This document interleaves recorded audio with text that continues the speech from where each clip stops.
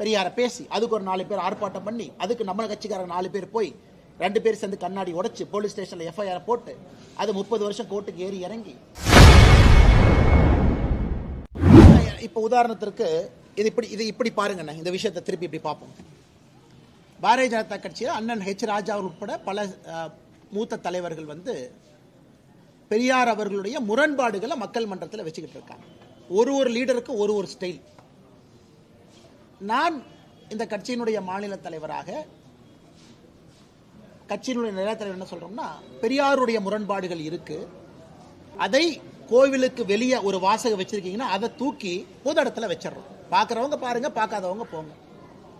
நாங்க பெரியாருடைய கொள்கையை ஏற்கவில்லை என்றாலும் பெரியாரை நாங்க அவமானப்படுத்த போறதில்லை. அவர் பாட்டுக்கு அவர் இருக்காரு, எங்க பாட்டுக்கு நாங்க இருக்கோம். நாங்க எதையும் நாங்க ஏத்துக்க போறதில்லை. மக்கள் பெரியாரை எல்லாம் மறந்து கடந்து புது ஜெனரேஷன் வந்துகிட்டு இருக்காங்க.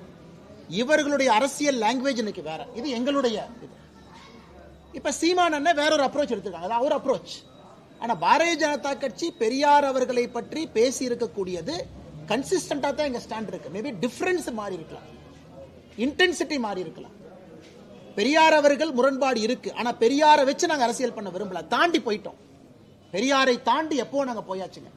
இன்னைக்கு ஆக்கப்பூர்வமான டெவலப்மெண்ட் அரசியல், இதற்கே எங்களுக்கு நேரம் சரியா இருக்கும் பொழுது பெரியாரை பேசி அதுக்கு ஒரு 4 பேர் ஆர்ப்பாட்டம் பண்ணி அதுக்கு நம்ம கட்சிக்காரங்க 4 பேர் போய் 2 பேர் சேர்ந்து கண்ணாடி உடைச்சு போலீஸ் ஸ்டேஷன்ல எஃப்ஐஆர் போட்டு அது 30 வருஷம் கோர்ட்டுக்கு ஏறி இறங்கி இது ஆக்கப்பூர்வமான அரசியல் எனக்கு தெரியலங்கண்ணா.